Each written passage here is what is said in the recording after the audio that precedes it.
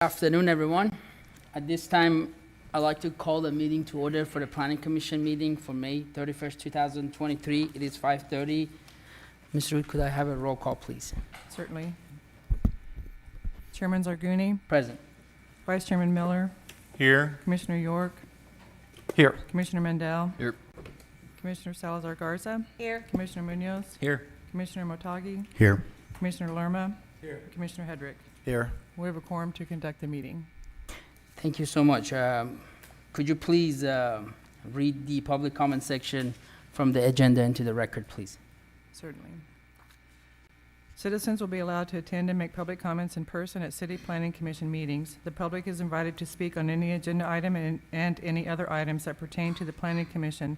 Comments are limited to 3 minutes. If you choose to speak during this period, you will not be allowed to speak again when the specific item is being considered in order of the agenda. Thank you so much. At this time, I'd like to open the public comments. Is there anyone that would like to speak on any public comment agenda? None. I will move forward to the approval of the absences for the Chairman Zarguni and Commissioner Mendel. Make a motion that we approve the absences of Chairman Zarguni and Commissioner Mandel. We have a motion and second. All in favor say aye. Aye. Opposed, same no. Motion carries. Moving on to approval of the minutes from the May 17, 2023. Have a motion? Motion to approve minutes. We have a motion and second. All in favor say aye. Aye. Opposed, same no. Motion, all in favor say, motion, do we have a motion? The motion carries. Motion carries, okay. Sorry about that. Okay, moving on to the consent public item agenda for item number A and B.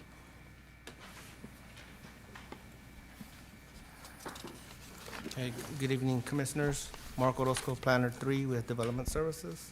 I'm going to be reading into record consent public hearing for discussion and possible action items A and B. Starting off with the plats, item A, number 2, the plat for Vista and Mosa, Phase 4, Block 12, Lot 4C and 4D. This is a replat of 2.6 acres. Item A3 is the fire station, number 3, Block 1, Lot 1, replat of 1.23 acres. And continuing with consent item B, it's a time extension it's the first time extension request for Rancho Vista subdivision, Unit 25, final plat of 20.29 acres.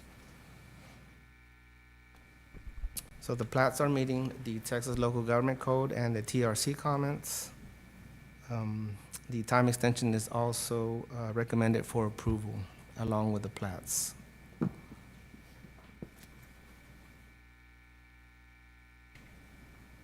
Are there any questions at this time? Thank you. Commissioners, do you have any questions for staff for item 2, 3, and 4? None. At this time, I'd like to open the public hearing regarding item 2, 3, and 4. Anyone would like to speak regarding any of these items? None. I will close the public hearing and entertain a further discussion or a motion. Make a motion, we approve items 2, 3, and 4 as presented. We have a motion Second. and a second. All in favor say aye. Aye. Opposed, same no. Motion carries. Moving on to item number C, number 5. For the record, Commissioner York will be abstaining from item number 5.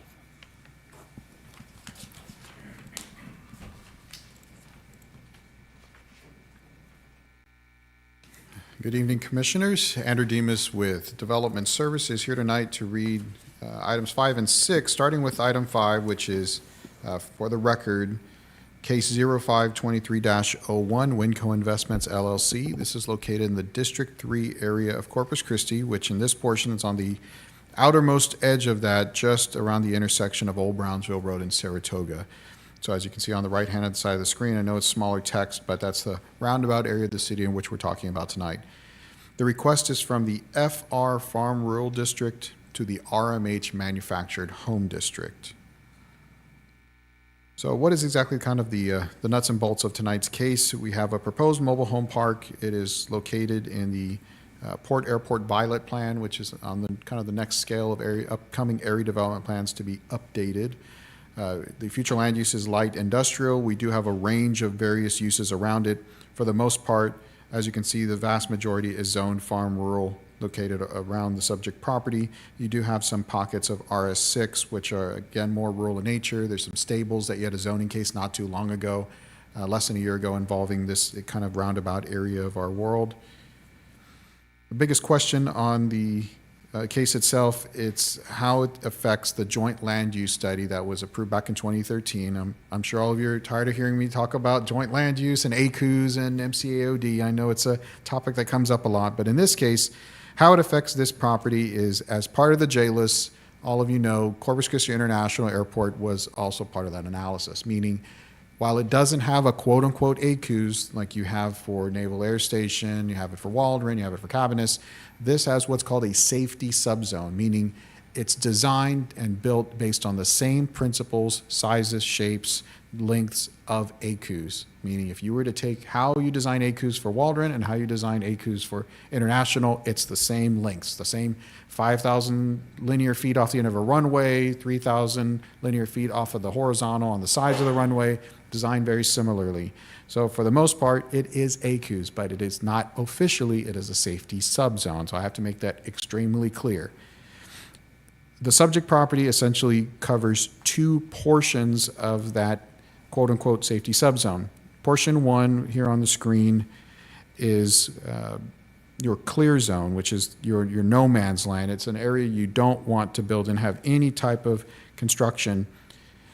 And then portion two, the purple color here, is your accident potential zone 1, which is very similar to clear zone. The way the Navy likes to talk about clear zones is those are cows and crops. You don't want to have any occupancy. You obviously may not even want to have buildings, because that is the direct line of ascension and descension of aircraft. Even more so in the commercial setting for Corpus International Airport. The second part, APZ1, is while it's a lighter version of the clear zone, it does allow some uses, again, zero occupancy. This is not a place you want to put people. That's why it's extremely important that we respect these zones. Now, here's the catch. As I'll move on the next slide, what you're going to see is how the runways for Corpus International, I'm going to change the color of these lines just to make it extremely clear. These are your traditional runways as they exist for Corpus International today. So you're going to have your, I think it's runway 1331 is your north-south, and then you have your secondary runway that's running at a 45-degree angle. Why am I bringing that up? Because as you can see, where the subject property is located, this is a future runway that does not exist today, but it is on the furthest land use plan for Corpus International. So this is how, like every other land use plan, we're projecting into the future where that next third runway is going to be located. So I'm treating it just as if it's an existing runway today. Whether it's there or not, in reality, it is something that will someday happen. And it wouldn't be much of a planning world if we're not planning for that eventuality.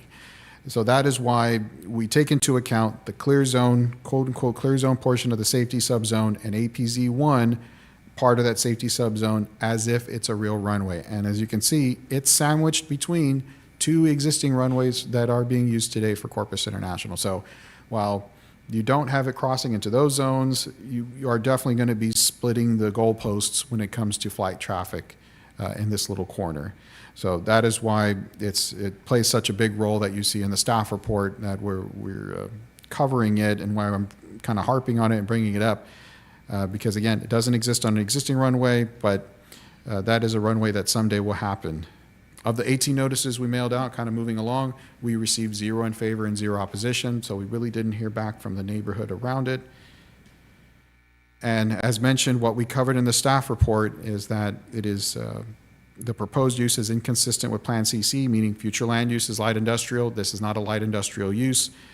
It's inconsistent with the area development plan, which is all about minimizing incompatible uses and potential impacts to flight traffic. Now, keep in mind, the Navy still uses on the weekends Corpus International for training. So yes, it's a commercial airport. It's mostly a civilian airport, but you do have a large government presence that is still used by the Coast Guard. It's used by the Navy. It's used by Customs. You have a lot of government traffic moving in and out of Corpus International. Of course, it's inconsistent with the joint land use study. And so in visiting with both representatives of the Navy and Corpus International who concur with staff's recommendation, we too as staff are recommending denial. So while we can understand we want to see development everywhere, this might not quite be the best place to have a manufactured home subdivision between those two runways and under a future runway that's coming. And with that, I'd be more than happy to address any questions you may have. Thank you. Commissioner Miller. Okay, Andrew. I agree with you. But what is the difference between the recommendation of denial for this development versus the recommendation of approval for the Brazelton development where they were allowed to cluster their density in certain areas to get it away from the APZ 1 and 2 on that particular property and still maintain the total density over the entire acreage? Excellent question. Excellent question. So APZ2, I'll turn your attention to the screen. The development in question, just for everyone in the audience, is this small patch of APZ2 at the end of the 45-degree angle runway for the Brazelton development, Saratoga Ridge. In that particular instance, dropping the density down, which ultimately played out to 2 units per acre. So we required that either you cluster all the units in one corner so a pilot has a chance to steer out of the way, or you disperse them to such an extent at 2 units an acre that you're threading between homes and the probability of hitting a house drastically drops. So you either scattering to the winds or clustering to obviously say steer away from here. So the second part of that equation is that APZ2 has less restrictive land use requirements under the ACUS world. Now, again, I have to emphasize it's not a true ACUS, it's safety subzone, but we're playing with the same principle. So I'm treating it as if it is. APZ2, again, less restrictive, allows residential land uses at an extreme low density. In this case, you're under a clear zone, which is typically an absolutely no man's land, and APZ1, which has much more restrictive land use requirements compared to APZ2, where APZ1 allows 0 residency. You're having to worry about heights of structures because you are closer to that angle of ascension and descension than you are at the very end of APZ2. And I agree with you. However, vast majority of the subject property in this case is completely outside of clear zone or APZ 1. Absolutely. So as a discussion occurred with the applicant about looking at this particular development and clustering his development as far outside of or away from those 2 zones as possible. And that was some preliminary discussions with the applicant, and there was discussion maybe we can potentially take a second look. We talked about maybe doing a tract 1 and a tract 2. Let's look at the zoning for everything that's outside of the safety subzone as tract 1 and everything that's inside tract 2, so you can assign maybe different densities or what would you allow in a tract 2 versus a tract 1. It doesn't mean that this is an impossible task and it is not doable. It just means that when everything is kind of lumped in one basket, it puts us as the planners in a tough spot because I almost can't say yes to anything under ACUS or a safety subzone, even though 90% of it is outside of it. It's that as soon as you touch it, it's not an automatic, but it's something we obviously have to bring to your attention. And it's part of your deliberation. That's exactly why we're here tonight. We bring all the facts of the matters to you, and then you kind of help us walk through with what the next steps should be. Okay, I just want to make sure that it was communicated to the applicant so that way, you know, we make aware any applicant of any precedences Sure. that have occurred, especially whenever they're, you know, virtually a stone's throw away from each other, that they understand the options because, you know, I'm with you. You know, you have to look at the property as a whole, but if there is, you know, ways to allow them to develop a portion of the property, I just want to make sure that that's properly communicated so they understand. Yes, sir. Thank you. Thank you. Anyone else have any questions for staff? Commissioner Garza. Okay, so, I mean, today I went by there earlier because I really wanted to see what it was all about, right? So I did see that other manufactured home development across the street, which was really nice, very well kept. And I mean, it's like right across the street where they're trying to go ahead and build. However, I do see the area where the AQs is something that is, sometimes to me, it's not questionable because no life is questionable whenever you have to take that into consideration. But the majority of this land is okay to go ahead and be built. So, can you show me again where the other clear line was, clear runway was going to be? Sure. And so let's Because if change. it's right in the center. Let's change I a think- color. Essentially, your clear zone path would operate between these two pink lines. So as you can, let me change another color. So the existing runways crisscross in this fashion of how the flight patterns cut through, and your pink lines represent a future runway that we don't know when it's going to happen, but like many things in this world, especially in the planning world, I'm having to think 50 years in the future. That someday this may very well happen. I may never see it, but it doesn't mean that it won't exist. So it's that what we call thinking fourth dimensionally. I have to take time into the equation. So yes, today, obviously no flight traffic is coming over the subject property, but with And that future that's a big runway. question, you know, future. I mean, it can be in our lifetime and it cannot be in our lifetime. It can be another 100 years from now. That's why we have master plans. Yes, ma'am.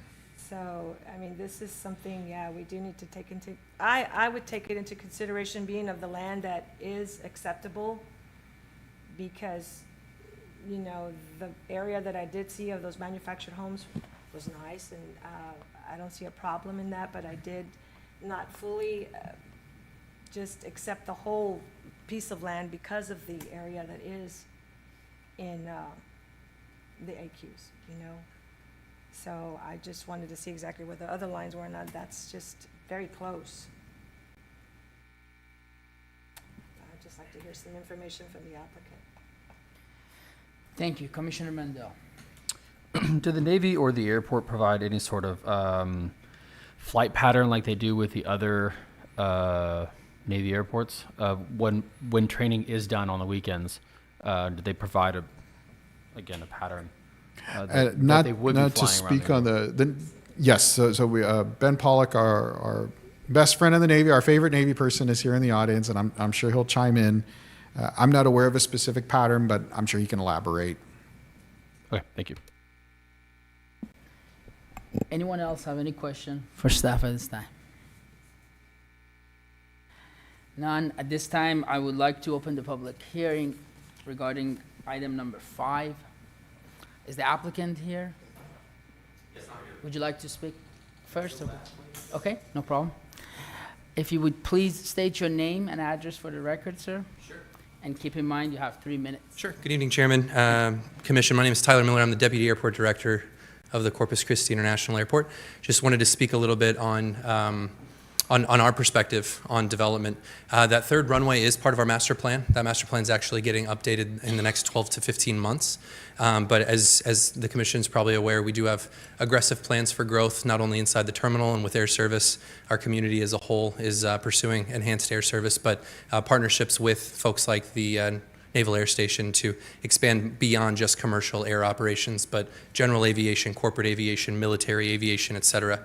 Right now, we don't have a need for that runway in the next 5 to 10 years, but there will be a need for that runway in the future as we continue to grow, as our projections continue to play out. Those projections and those forecasts actually are married up with FAA forecasts that are created independently from us entirely. So they do kind of marry up and show that eventually that demand will be there for that third runway. That master plan goes out for a 25-year horizon, by the way. So over the next 12 to 15 months, we'll get a new time horizon. Oftentimes, development like this doesn't happen on a time scale. It happens on an activity scale. So as we reach X amount of operations of aircraft or Y amount of operations of passengers, that's when that development trigger point happens. So it's very hard for us today to forecast when that third runway would be needed. The last point I'd like to make is just simply, thanks to the to the planning department and to the planning commission on these imaginary surfaces and imaginary zones, because these marry up very nicely with federal regulations that we have, FAR Part 77, and also a grant assurance document that we sign every time we accept federal funds. We call it Grant Assurance Number 21, which requires us to manage the land use around the airport as much as we can, as much as possible. And because we're a city-owned department, one of our mechanisms that we have to manage that land is this commission and our planning department colleagues. So this is the system working, and this is ensuring that we are following our grant assurance documents that we sign every time. And what that means is it allows us to be eligible for our federal funds in the future. They could be at risk of being taken away should we break any one of those 21 plus grant assurances. So this is one of many obligations that we have is to ensure compatible land use surrounding the airport. So just wanted to speak a little bit, and happy to answer questions at the appropriate time if anybody has Thank any. you. Yep. Quick question for you before you run away. Yes, sir. Where were you during the Brazelton hearing? Unfortunately, we were out of town, but we should have had representatives here, and I apologize if we didn't. But we were aware of the Brazelton hearing. We've been talking with our colleagues throughout all of the proposed cases, and we have discussions, obviously, during the workday. But we appreciate what you guys do, and we'd be happy to be more active in the future should our presence be requested or required for additional cases. Were you in agreement with the decisions made? Yes, when we talked with Mr. Raymond and his team, that density rearrangement was really important to us, especially with the considerations of, like my colleagues were talking about, what the pilot decision-making process looks like in that instance, and also what the uses of the land may be, and whether it's mobile homes or single-family dwellings, multi-unit dwellings, commercial, all of that just really needs to be played into whether or not we as an airport supports a recommendation for you guys. Do you see a potential compromise here similar to that particular case? I think that there's definitely room for compromise, especially the way that the lines kind of intersect. Every case is unique, and we don't have like hard decision-making policies that we stick to. Obviously, we need to use our best judgment, and many times we even defer to the planning department to help us make those decisions and recommendations. For us, really the key was the fact that it was going to be multiple units and the nature of the units, and then the density associated with that. If they were to be moved outside of that line, obviously we'd be, just like the Brazelton development, we'd be amenable to something. Yeah. Okay, thank you. You're welcome. Thank you. You're welcome.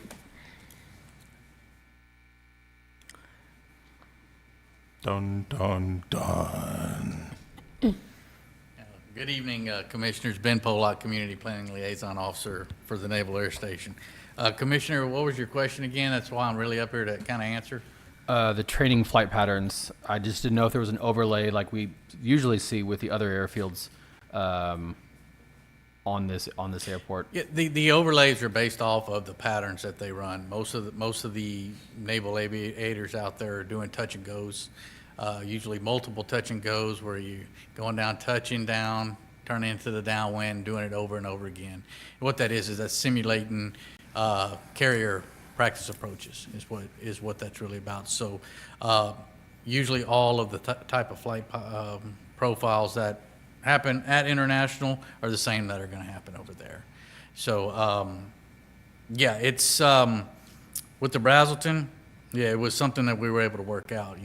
Like Mr. Demas said over here, APZ2 does allow for housing. It's just very less dense than, but APZ1 and the clear zone do not. So once again, we're not covered under the ordinance, MCA OB. So OD, so we kind of fall back to where we were many other times when I've come up here to talk, is that really in this case right here, we can recommend against that. Is there the possibility of working something out where the area that's not in there? Absolutely. I think it's just about, hey, what's being presented in front of us when that decides to happen. So any other questions? Commissioner Miller? Where were you during the Brazelton case? I was actually here. I was here for the, what was it? I was here on that case. I will tell you, I remember that case. Mr. Brazelton was not really that happy initially. I'll have to go back and look. Yeah, 'cause you have to. It had to be that one, or I'm pretty sure it was that one. I Because remember looking for you and asking Andrew if Ben was in agreement, because you weren't there. I'm But- pretty sure that unless it was another one another development that he had around the airfield, but I want to make sure. I'm pretty sure. I'm not. Don't quote me. Don't but quote me go either. Ahead, go ahead and look. Just We're gonna in look case. it up though. Yeah, go ahead. All right, Commissioner thanks, Ben. Mendel. Thank you. Do those training patterns, do you know offhand if those training patterns do intersect with the subject property? Yes. They do. Yes. That's all. Okay. Commissioner Munoz. Does the Navy have long-term plans to use the airport for flight training? Absolutely. We probably use international. We go to Aransas County Airport, TP McCampbell, Goliad, Cabinets, Waldron. We utilize as much as we possibly can. And Go ahead. Thank So- you, sir. You may be dismissed. all right, thanks. No, so absolutely, with 100%, we are going to be using international, and we will use it a lot during the weekend. And when we can during the week, if it's a target of opportunity, absolutely. I know the pilots will go in there and try to get some touch and goes before they come home and land the planes. Thank you, sir. Huh? We appreciate you. Yep. Anyone else would like to speak regarding item number 5? If you would please state your name and address for the record. Hello, my name's Clifford Thomas Hendricks. Everybody calls me Tommy. My heart's beating. Any other time I was here, it was pretty wild. So I retired from the city of Corpus Christi in the gas department, 31 years, and I enjoyed it. Had a good time, made a good living, retired about 8 years ago. I'm out on the family farm. The family farm that's in question is just south of the property line to the 95 acres they want to buy. I probably better stick to this. One thing I can say about the flyboys that come over, I've got a son that's a lieutenant colonel in the Air Force, and so every time I hear those big boys come by flying, hitting it hard, I think of my son. Good afternoon. I'm opposed to the zoning change petitioned by Winco Investments, LLC, because building the major manufactured home district will devalue my home and property, and it will cause more flooding to my home and 22 acres and the adjoining 100 acres of the family land, and to Rose Acres, Colonias, along 665 from Saratoga to 763, also known as Joe Muir Road. And the department head of Developmental Services told me in 2010 there would be no residential homes inside the airport's crash zone. Along with being the crash zone is also excessive jet noise. And that's where I remember telling him I was okay living there because it just reminded me of my son. Also, I grew up on that land right next door to where I'm living on there, so I'm 67 years old, so I've been there a long time. Building a major subdivision will exacerbate the slow flow of water in the ditches as well as the cultivated lands. I have a newspaper report with my mother in her front yard flooded as well as the 50 acres surrounding the area. When the Mary Rhodes pipeline was proposed to come across the family's property, the city's personnel charged with procuring or taking an easement had knowledge and pictures of the drainage issues, and they devalued our land 33% than our neighbors to the north and west. When I asked for help to make our drainage normal, the city stormwater department said it was a state problem because it was on State Highway 665. I talked to the state. The state says it was a county problem, who in turn said, what do you want me to do, dig a 12-foot ditch to all the way to the drainage easement? I'm sure everyone here knows that standing water is a perfect breeding ground for mosquitoes. Is that it? If you would please wrap up your comment as quickly Okay. as you can, please. I'm sorry. No one wants to live next to a mobile home park. I know renters don't take care of their property like a homeowner would. When I worked for the city, we had a motto that when we worked and we treated others the way we wanted to be treated, And I don't think anybody here lives next to a mobile home park or in one. Lastly, the Developmental Services Department, their leader told me, in my eyes, in 2010, that north, west, and east of my property lines, there would be no mobile homes, no homes. I think I better leave that out. In summation, granting this position would devalue our property, cause much drainage, flooding problems, and after being told there would be no more homes, please don't change after I have invested hundreds of thousands of dollars in my family's land. Respectfully. Thank you, sir. Yes, sir. Any questions or no? Thank you. We're good. Anyone else would like to speak regarding item number 5? If you would please state your name and address for the record, please. Hi, it's Rob Murray. We're one of the buyers, and I've met Tommy, and I've reassured him that we won't flood him out. So if you would speak toward the commission, please. Yeah, no we would problem. appreciate that. Yes, sir. And thank you for your service. I come from a military family. My dad's Air Force, mom's Air Force. But we've been trying to get into Corpus Christi since 2020. And this is the first land that's come up for sale that we think will work. Just based on where it's located in the city limits with services. And there's already a mobile home park across the street. That's a yes community, and they're on a wait list right now.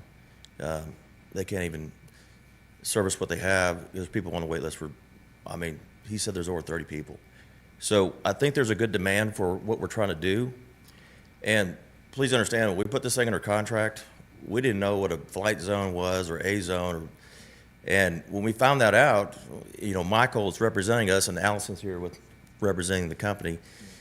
I just said, look, I don't want to build in a flight zone anyway. So, I mean, I'm good with just developing the, let's see, north, south, east side of the property. So we typically only need 50 acres to do what we need to do. And we usually put in about 250 to 350 units, depending on, you know, how it lays out. Because there is some pipelines on this property that we have to work around. So that's why we went bigger, but it was just a nice piece of property too. So if we can come to a compromise, you know, we do amenities.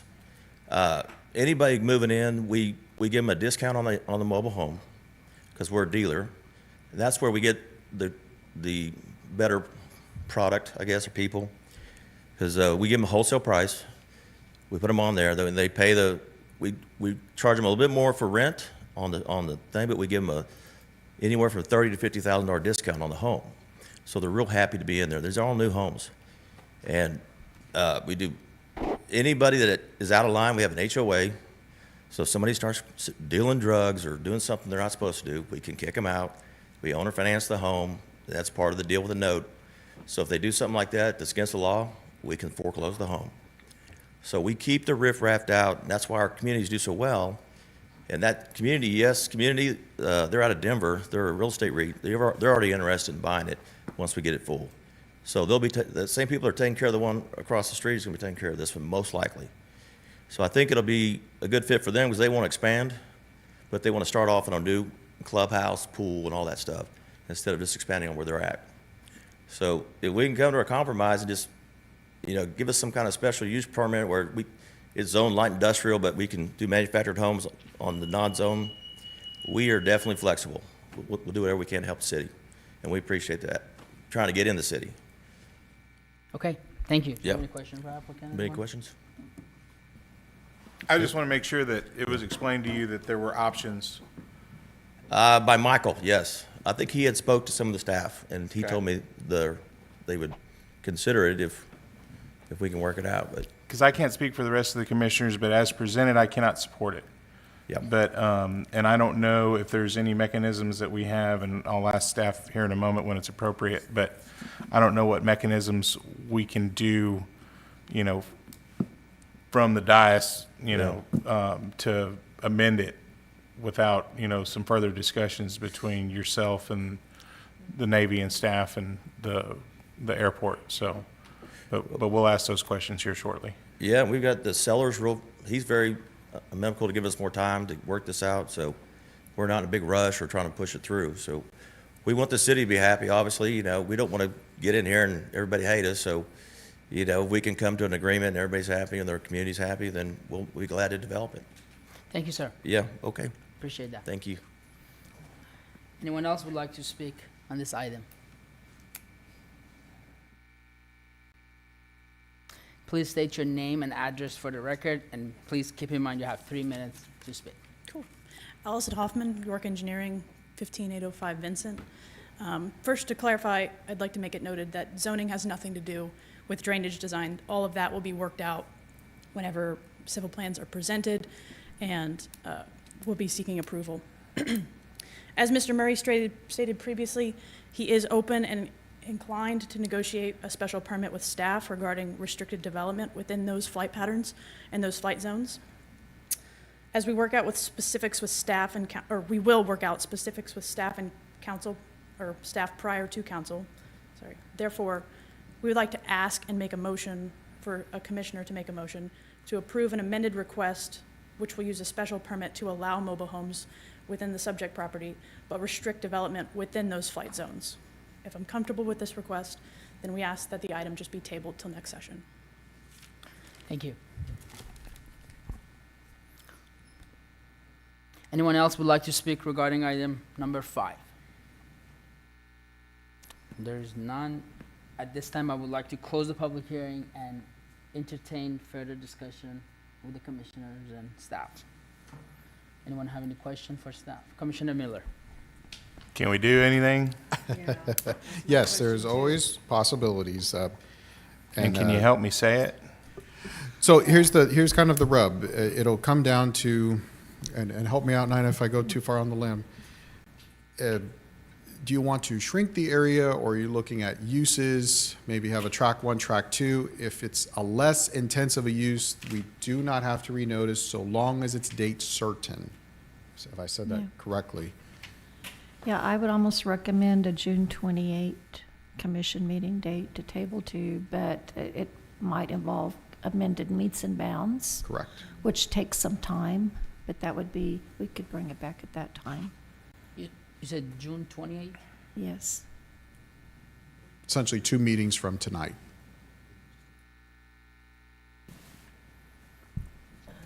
Okay. Commissioner? Well, is Wanna there have any any other other questions question? for staff? I'm gonna make a motion to table. Second. It just has to be to date certain. So if you're tabling, you have to say to June 28th. Okay, Commissioner Garza. I table that we move, You wanting to make a motion? make a motion, yes, I'm sorry, want to make a motion that we table this to June 28th? Second. Okay, so we have a motion to table this item to the June 28th Planning Commission meeting. Chairman, can I ask a question real quick? Sure. That? Does that give us enough time, or you enough time to work out all the details you have to with everybody involved?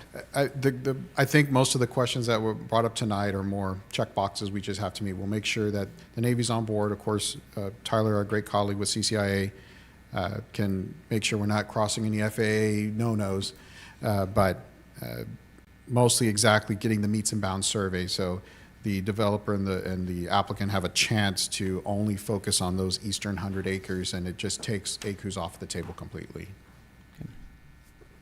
You're good. So we have a motion to table this item to the June 28th Planning Commission meeting. We have a second. Second. We have a motion and second to table this item to the June 28th. All in favor say aye. Aye. Opposed, say no. Motion carries. Moving on to item number 6.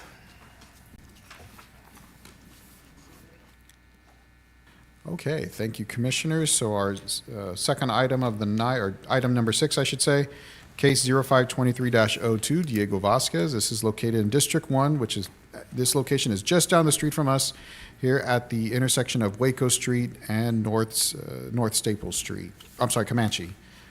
The existing property where the gentleman is operating his business is the corner lot next door at Comanche and North Staples. So he's actually asking to expand his business to the subject property, what we're in question talking about tonight at Waco and Comanche. The property is currently zoned CI intensive commercial, and he is asking to go to IL light industrial. So the proposed use is to allow for the installation of a metal building to warehouse goods, to have a machine repair shop, and some welding, all inside of a building. Of course, it's in the downtown area development plan. It is in the uptown area. The future land use indicates mixed use, so this is where you're going to have, because in a denser urban area, you'll have a mix of a little bit of industrial, a little bit of commercial, a little bit of residential, all kind of in the same area, older part of town. Again, the existing zoning is CI light intensive commercial, and it is surrounded by intensive commercial, except for, as you can see on the left-hand side of the map, this entire strip is already zoned light industrial. So I'm just waiting for the screen to catch up. This portion is zoned light industrial today, minus a little patch of CI here, but that is what the property next door is zoned, and the subject property is zoned CI. So he is technically asking for light zoning. However, we do take that into consideration. The property was sent out 19 notices as part of public notification requirements. We received 0 in favor and 0 in opposition. Another quiet case, no responses. Now, of course, as part of our staff analysis, we have to take into account the fabric of the neighborhood. You'll hear me use that phrase, the character fabric of the neighborhood. What are the surrounding uses? What are potential impacts? The proposed rezoning does promote an expansion of an existing land use. There is an existing shop that the owner currently operates. It is a good thing, obviously, that he needs more room to expand into. Business is good. So it does promote that entrepreneurial ecosystem that is mentioned several times in our comprehensive plan. We want to promote small business. It does promote a mix of land use. On the current site today next door where the existing business is, he shares it with a restaurant that is also operating. So there is, again, that mix of land uses occurring even on the very site itself. Taking all of those items into account, now, of course, we have to take a step back. Do we want to open the door to full light industrial in a neighborhood? We understand it's along the entire strip of Staples. Of course, whenever you rezone to light industrial, you open the door to everything else that's allowed in light industrial. That poses a serious question. So taking those facts into account, what we are recommending is denial of the light industrial, and in lieu thereof, a special permit. Keeping that CI zoning, granting a special permit, and we have a host of conditions, 10 conditions. First condition is the use will be limited to the warehousing of goods, the welding operation. I believe he custom makes barbecue pits, so that's the welding portion, and of course repairing any tools, that's part of that trade. So it has that machine repair shop element. The reason we use those specific phrases is that is exactly how it's classified in the UZC. This avoids any future confusion. When the building permit comes in, the plan reviewer is going to see the special permit, going to see what the plan set is, and making sure that they match. Again, why we use very specific words. We're adding a condition that there has to be a 7-foot tall screening fence to surround the property. Again, we want to create that separation.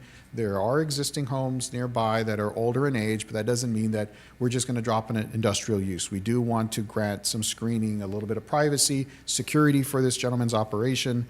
Of course, the lighting requirement is the same that we have in every commercial use. Even if we stayed with a lower commercial district, let's say, it's the same lighting standard, meaning you obviously can't put super tall pole lights. It can't light up the neighborhood. It has to be contained on site, again, to fit in the fabric of the surrounding land uses. We are prohibiting on item number 4, outdoor storage. We don't want to have outdoor storage where there could be noise, there could be any issues that could impact neighbors. All storage has to happen inside of the building along with any work that he's doing.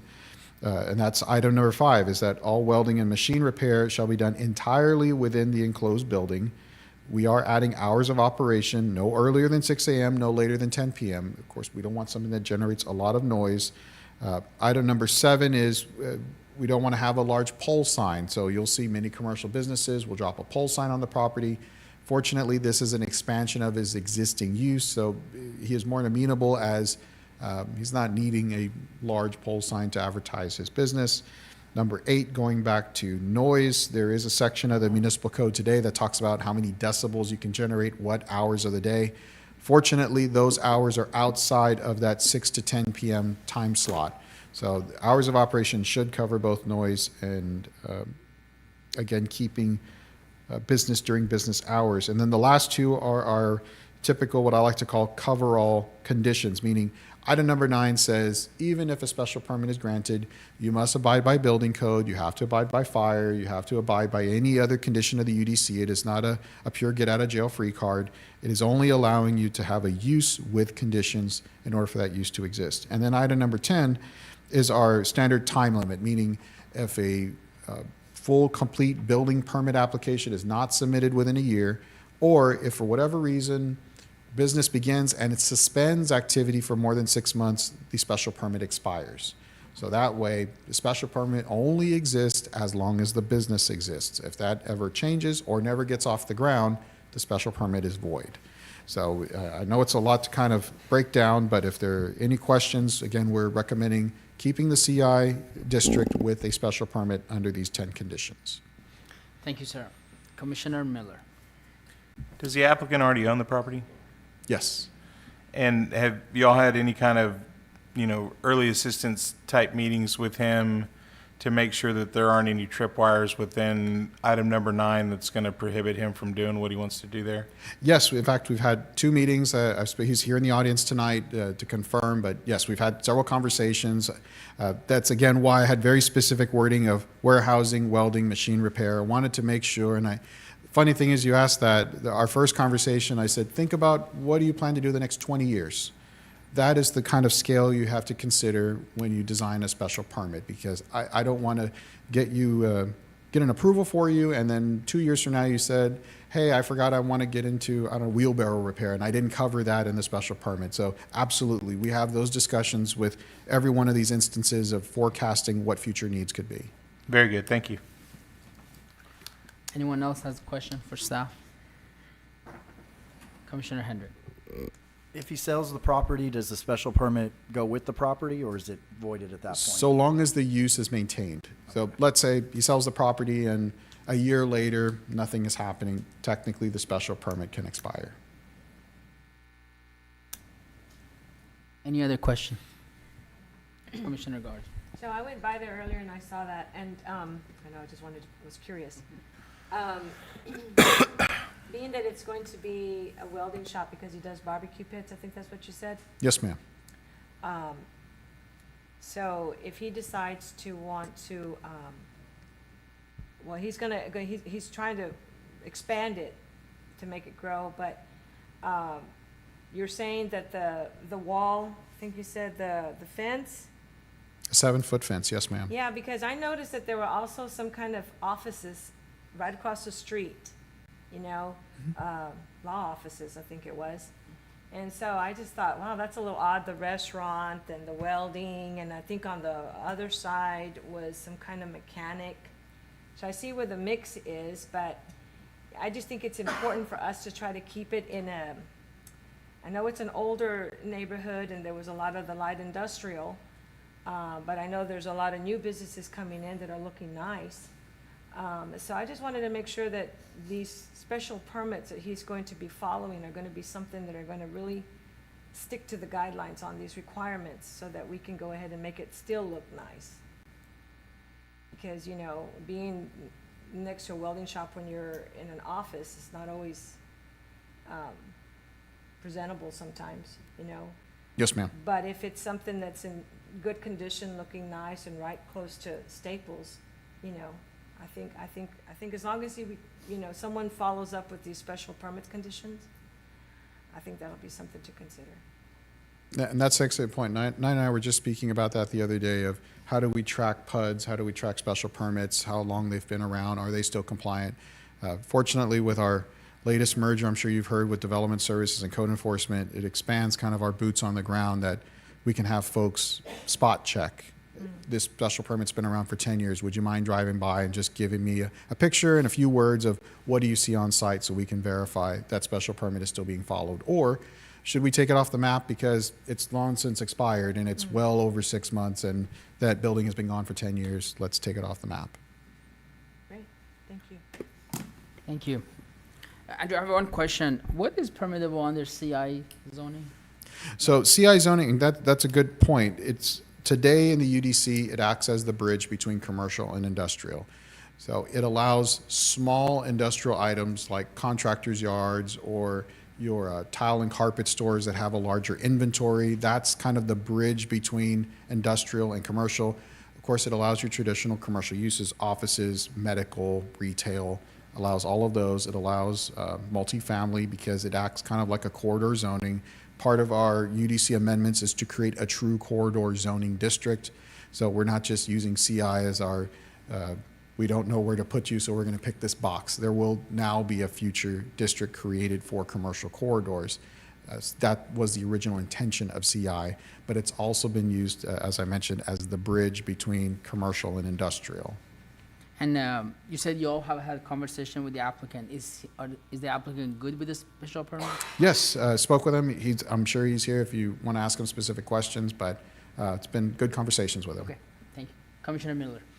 Just following up with, on what Cynthia's concerns were, one of the things that really highlights the importance of the Planning Commission is cases just like this, where you have an older area of town, you've got light industrial, you've got intense commercial, you've got residential, you've got everything stuffed in a box right next to each other.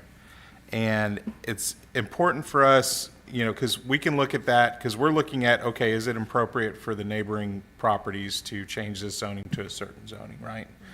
And so we can look at this map and say, okay, well, he's asking for light industrial. Well, there's light industrial right next to it. But there's also residential, there's also intense commercial, there's also all these other things. So what it really highlights is the importance for us as a body moving forward as we look at areas like London, like Padre Island, like, you know, all of these different areas where we get these cases in, and we need to really do our best to stick to the area development plans and, you know, what the future land use is for those areas, because this is the reason why we have issues, is because planners long before us said, yeah, you can do light industrial there, and you can build a house right next to it, and you can do, you know, intense commercial. And so as these nodes change over time, it's, you know, very difficult for us to be able to say, yeah, you know, I'd rather see, you know, another office next to this office as opposed to light industrial, even though there's light industrial right next door. So it just makes our job that much more important as we look at these, you know, virgin lands that we're expanding into and making good decisions, so that way we're not up against this 100 years from now. Yes, sir. I agree. Thank you. Anyone else? Okay, at this time, I'd like to open the public hearing for item 6. Anyone would like to speak? Would you like to speak? You good? Explain everything we talked about. If you would state your name and address for the record, please. Diego Vasquez, the address was 1113 Comanche. Like he was saying, I'm just trying to expand my business. He did say barbecue pits, but I do a lot of work every day, every week, all up and down downtown for all the businesses, the parks, all over Corpus.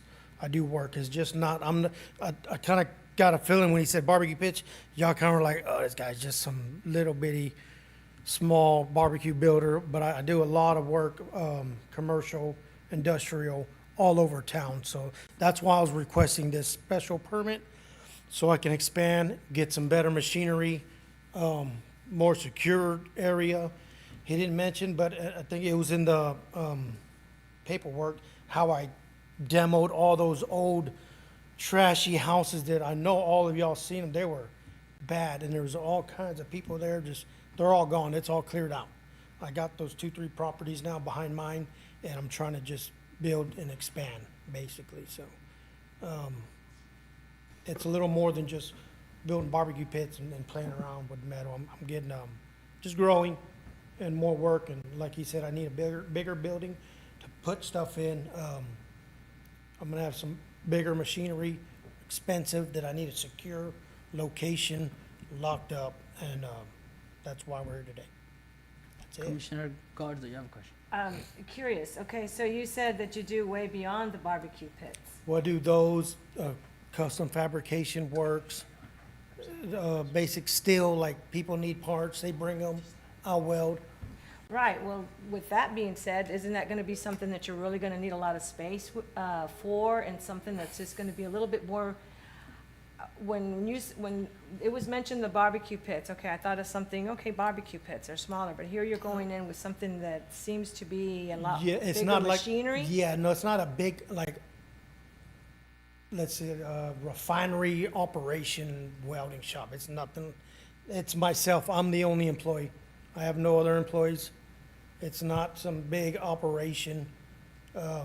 Equipment was just, I want to be able to offer another service as far as like cutting metals and stuff. Yeah, it's not like a big, I do work outside the shop, like in the industrial or service calls, stuff like that. But as far as bringing a whole manufacturer to that neighborhood, that's not happening. It's storing. Right. Well, Yeah. I'm a woman, right? So I see things in a woman's perspective, and I'm not a welder, so I don't know anything about welding. I do know I've gone by welding companies, and I see how they start stacking up a lot of this metal, and it just sits there, and it becomes almost looking like a small little junkyard, right? So this is why I question the special permits, because that is the last thing we need for something in that area to look like, okay? Because there's other people buying into that land, they're changing it, like what you said earlier about the housing that was there, you tore it down and you fixed it up, cleaned it up and so forth. Well, that is exactly what we're continuing wanting to do to our city, especially in the older part of the city. And being that there's such a mixed zoning in that area, we just want to make sure it's going to stay It's looking clean and neat. Oh, yeah, if you go by the barbecue place, my place, it's clean, we keep it clean, I throw out my trash and metals, when it gets too much, we recycle it and get rid of it. It's all my properties, you saw the property, it's fenced in, trimmed, it's like that every day, every week, and it'll continue to be maintenanced and all that as well. It'll be fenced in and closed, but like you said, when you have come checking, by all means, come check. Thank you. Okay, thank you. At this time, anyone else would like to speak? No, I would like to close the public hearing on item number 6 and entertain a further discussion or possible motion. I'm going to make a motion. Anyone have any other question for staff? Okay, Commissioner Miller. I'll make a motion that, let's see. We deny the request for IL and, however, approve the proposed CI special permit, intensive commercial district with a special permit as presented by staff. We have a motion and second. All in favor say aye. Aye. Opposed say no. Motion carries. For the record, Commissioner York was only abstaining from number 5. Just want to make sure for the record. Okay. Thank you. Moving on to the briefing. Item number 7. Thank you, Chairman. So this is a very brief briefing, just a refresher course so everyone's on the same page. And I gave you all a copy of what I'm going to be talking about, so I won't belabor you with reading it. I'll just go through the high points. If you have any questions, let me know. And if you have any questions for the attorney, we can do that as well. So I just wanted to state that the members and the public must speak into the microphone for recording purposes and for the public to hear. Please remember to turn on your microphone to speak and turn off when not speaking. Our meeting is streamed, so with people watching from the public on the following on Thursday, if you don't speak into the mic, then they can't hear what anyone is saying. The public staff and online audience can't hear the discussion unless the mics are turned on. It's important to also to record the minutes accurately, and the mic picks up every little noise, which can be distracting sometimes if there's a lot of rustling of papers, just for information. The chairman calls the meeting to order and states the time. It's important to state the time for the recording of the minutes.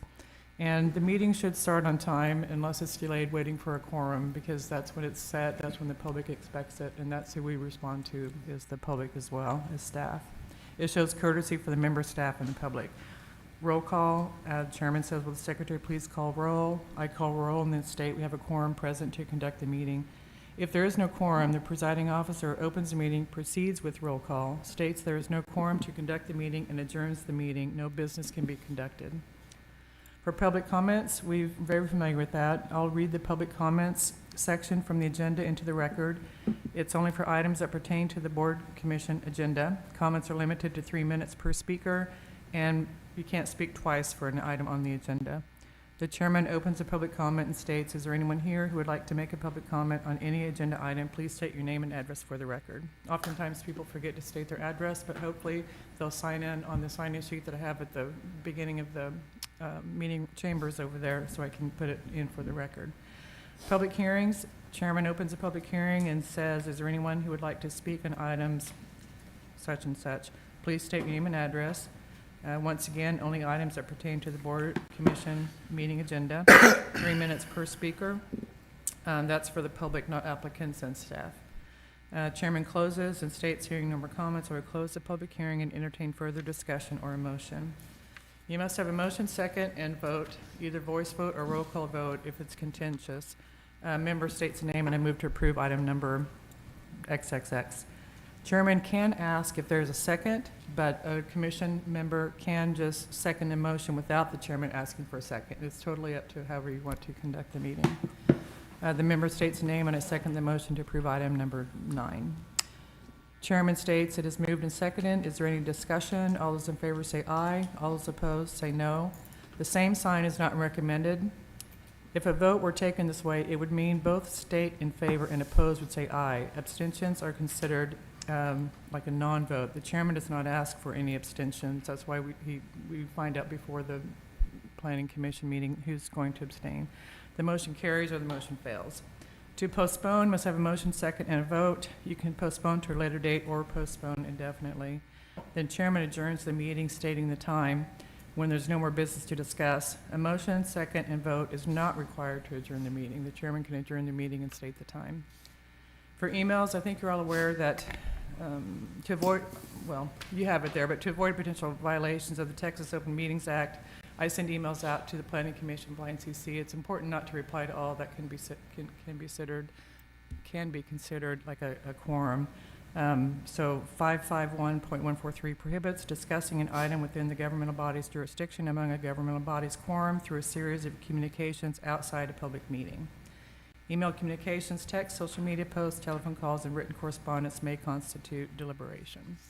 And that's basically it. If you have any questions for myself or the attorney. Thank you. Anyone have any question? Commissioner Hedrick. Just wanted to clarify that, is there a time limit on the applicant's comments, or do they have only 3 minutes like somebody from the public?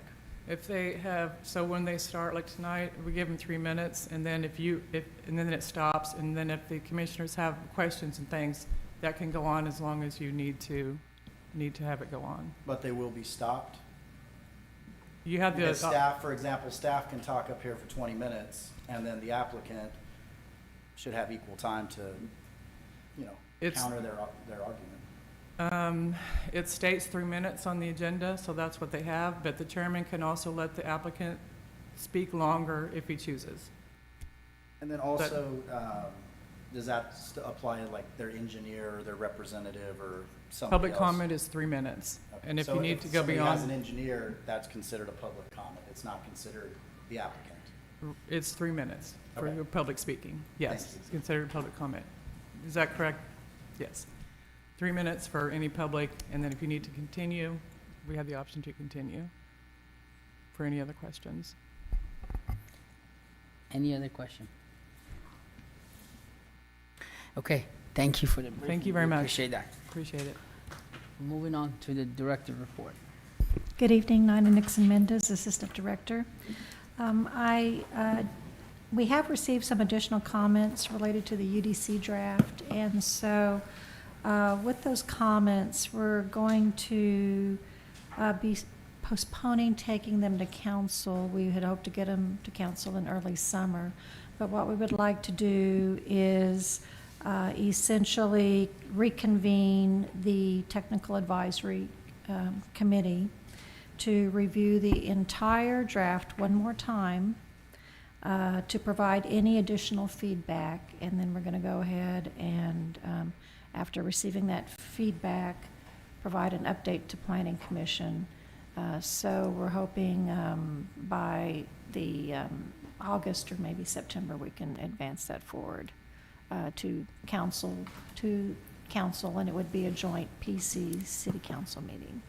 So I did want to provide that update. Commissioner Miller? And I've had a couple of citizens approach me asking about, what is the protocol for further discussion on other parts of the UDC? Because we've been briefed on zoning issues and, the new zoning districts and things of that nature. Correct. But, of course, they hear, oh, Michael's working on UDC text amendments. There's a couple other parts of the Unified Development Code that we would like looked at. Well, they can, you can certainly refer them to me. We still want to tackle Chapter 8, which is our subdivision provisions, and that's a part 2 that our consultants are helping with. So, but if there's something else that someone feels needs to be amended, we as staff can look at that. Okay. And there will be so we're going to have another briefing and then the joint Planning Commission council meeting? That is correct. And the only reason that it's triggering a joint meeting is because of the zoning implications? That is correct, because you're having, It affects more than 5 property owners or something? well, that, and then you're changing the actual names of the zoning districts and some of the associated uses. So because of that, Okay. that would require that meeting. I have a question. I've been asked a Yes, few sir. times from several people regarding to the impact fee, and they want to know some updates. Who they can get information from? Several contractors, several. Right, people they have asked can, me, they and I- can certainly, call our office. The committee is a public meeting, Okay. so the public I'm is pretty sure the welcome. information is on the website, right? Right, the public is welcome to attend, Okay. and, but they can certainly call me and I can guide them. If they So then have just have them concerns call. related to it, they can certainly contact our office. Okay. Definitely. Perfect. Sounds good. Thank you. Any other question? Any future agenda items?